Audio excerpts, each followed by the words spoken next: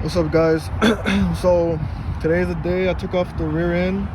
I don't know if I had told you guys, but on my 2014 Silverado, I had got it rebuilt, and ever since that day, when I drive, it makes like this weird like humming noise, and it actually got louder over time. So I don't know if that's supposed to be like loose like that, but it is. And I just said, because I have a trip to Houston here at the end of February that I'm trying to go to, and I just don't want anything, any bad luck and something to happen and it lock up on me or something in the middle of the highway. So I actually came to a new shop, Stan Hopkins company.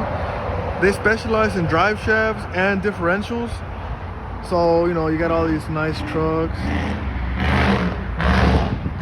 drive shafts, four-wheel drives, and differentials, So that's what they specialize in. It's over here in Dallas, Texas.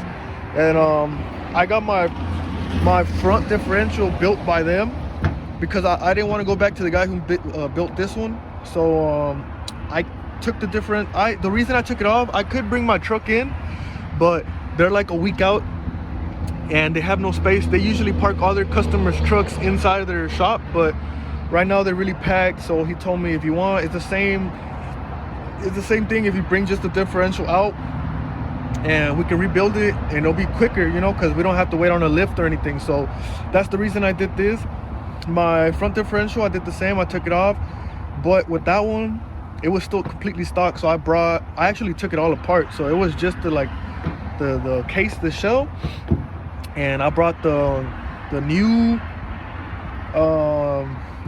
bearing kit, like the master kit, the overhaul kit. So it has everything, even a new pinion nut and everything.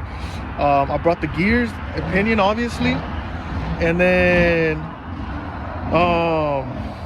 I brought that, and I did some research, and since my truck stock has 308 gears and I want to go to 411s, that my casing, the damn, I don't know what it's called, not the diff, but like the inside that holds all the spider gears and stuff in it, that is supposed to be swapped out for a bigger casing because so those bigger gears can sit right.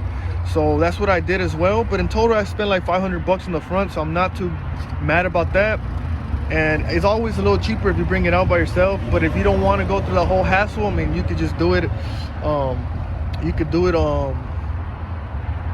Bring the whole truck in. But that's what I'm doing here, and I'll show you a video of what my truck looks like right now at home. I have it all taken apart, but for right now, that's it. I'll show you guys when I get home. There it goes, going in there, going straight into the shop. So this is what I had to do. I mean, it's pretty obvious, right? Take off the differential, but it was pretty easy.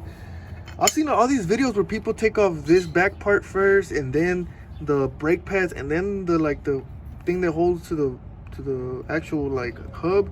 But I don't know, I just take it off, these two bolts completely off. It's way quicker and easier. And then there's a bunch of these, like, I forgot if they were like 13 millimeters or 11 or 10. No, they weren't 10, they were like 13s or 11s. Boom and boom, take those off. Take this off, that's easy. That's what holds it onto the diff. This part was a little more complicated. This holds on to the back of the axle, the ends of the differential, whatever you put your wheels on, you know what I'm saying? This is the emergency brake. Like, there's a little hook that goes like that, and then it grabs onto there, and whenever you step on the emergency brakes inside, this wire inside, not the spring, the wire, I don't know if y'all can see it right there, where it like goes in and like it holds it, right? So what I had to do was I tied up a couple of these spring loops with some zip ties, compressed it, a couple times, and removed the spring out the way. Hold on, let me get a better view. Picked up the spring out the way, and y'all see those two little cuts right there and right there? Those are little tabs. Like, so on the actual brake pad thing, there's like a half a C like that, or a C, and it has a little cut, like a little gap in it, so the wire can get out. So it's a C like that, right? And that plastic goes in, and then the clips expand, and it doesn't let it go back out, you know. So when I compressed the spring, moved it out the way, away from that clips area, I put a hose clamp. I put this hose clamp. Oh, let me see. I put this hose clamp to compress that little clip right here, where those two lines are. That section is a clip. So when I put this hose clamp on it, it compressed it, and I was able to pull this back and then leave that exposed wire, just the wire right there, to slip through it, and that was it. That's what I was struggling with at first. I didn't know how I was gonna do it, but it was really simple. Zip ties and a hose clamp, and you're good. Disconnect the shocks, take off the U-bolts that hold the diff to it, and that's it. Just drop it down. I'll make sure to take off your drive shaft, and that's it. Easy money. So she's just sitting like this right now, just at my house, you know. Oh, and by the way, I don't know if y'all remember, if y'all even paid attention, but I had a dent, got that fixed, you know, got it painted. It's not very good paint. I took it to a friend, but I'm gonna tell him about it, get it redone. But you know, got it repainted. Same this other side, y'all can see. Easy. Over here, I had another dent as well that I had to get fixed. Right here on this pillar, I guess.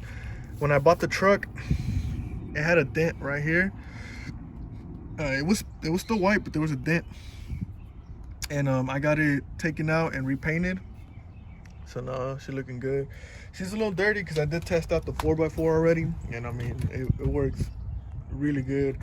So I just need to wait for the diff to come back, install it, and then go test drive again. I also did something which I'm not too happy about.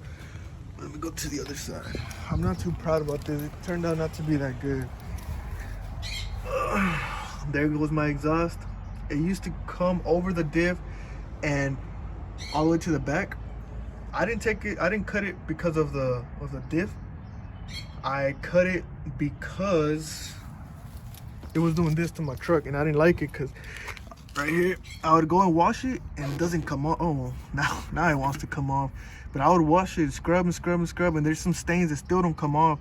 So I just didn't like it, and I cut it off. But now it's like really loud, like obnoxious. I don't know how the hell you say it, but it's like it's annoying. So I regret that. But if I do something else, I won't go to the exhaust all the way to the back. I'll either just dump it right there where it's at, or like go over the diff and right behind, like right when I pass the diff, dump it. That's probably all I would do to it. What else? Oh yeah, so y'all see this connection up here? That is to a sensor. Oh snap, hold on. That's to a sensor that connects to your axle. Like, so you know the diff is like a ball, and then there's like two like tubular things going to the side. On that tubular thing, it connects right behind the brakes. Where is it at? Let me see if I can find it right here. Like this one. I don't know exactly the right name for this sensor, but you see, it'll go in there, and it has a hex, like a star, not an Allen key, it's a star, man. So those, if y'all know, if y'all ever mess with mechanics and mess with those type of bolts, y'all know how much of a pain in the ass they can be, and how easily they can be stripped. So this one, luckily I got it off easily, right? So like, say the brake caliper pad thing was right here, it'll go right behind it into the actual like diff, boom. But that other side, I couldn't take it out without stripping the bolt. So I stripped it, and easiest way to do it was just to unclip it, wrap it around, like tie it nicely onto my diff. And when I got there, tell the guys, hey, just be careful, it's still on there. And that's it. That's all I could do about that. But took me about 2 to 3 hours to do. I did need some help, just because I thought the diff was gonna get unbalanced and like falling, but no. What I ended up doing was supporting the actual pumpkin of it with my floor jack and this wood. That's why it's there. And then I tied a rope from the chassis down to each side just so it can be balanced. And then once I got the actual pumpkin secured, I started loosening up the sides and just dropped it, rolled it out, threw it into that truck, and took it all the way to Stan Hopkins. But pretty easy process, I guess. I would say for me the hardest part was figuring out how to do that. But once I got this idea, it was easy. Literally, like, I did both sides in like under 5 minutes. So just a couple zip ties, probably like 2 on each side, and 1 hose clamp, and that's it. That's how you do it. And a flathead, just to move the spring around, like move the spring away from the clips and all that stuff. But after you get that done, easy, man. Yeah, that's pretty much it. I'm probably gonna post just this, like me taking it and explaining this part together, and then posting it on YouTube. And once I get the actual like diff back and install it, I probably won't show the installation part unless I find something difficult and maybe want to share with you guys in case y'all trying to do this too. But I'll just show you guys when I'm driving, because I have like I said, I'm gonna drive to Houston at the end of February, which is like February 3rd today, I believe, or 2nd. So the 20th I'm gonna go. There's an event in Houston, Texas called Cletus and Cars. There's this YouTuber who's like who's gonna make a show out there, like demolition drag racing. Some of you guys might know him, but if not, go check him out. It's Cletus McFarlane. It's his YouTube channel. I'm gonna go over there. So that's when I'm gonna get some miles into this truck. But before that, I want to break everything in, because I mean, they're not gonna be new gear and pinion. I hope not. You know, they look fine. That's another thing I forgot to tell y'all.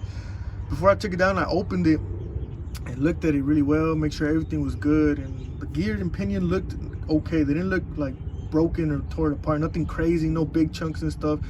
So I'm okay with that. It just needs like a new bearing, or needs to be set correctly. You know, these guys that I took it to, like I showed y'all, they focus on drive shafts and differentials, so they know what they're doing. So I trust them. They did the front differential on my truck, easy, man. I uninstalled it, took it to them. But that one I took all my parts, you know, everything I needed. I got a like 3-day turnaround. 3 days, yeah, I believe it was 3 days. I took it on a Friday. They don't work on the weekends, or they're just not open, I'm not sure. But I got it back the next Tuesday, so it was you know, quick. So I'm hoping for the same for the back, but I'm not in a rush either. You know, I really have nothing to do, so I'm okay if I don't have a truck.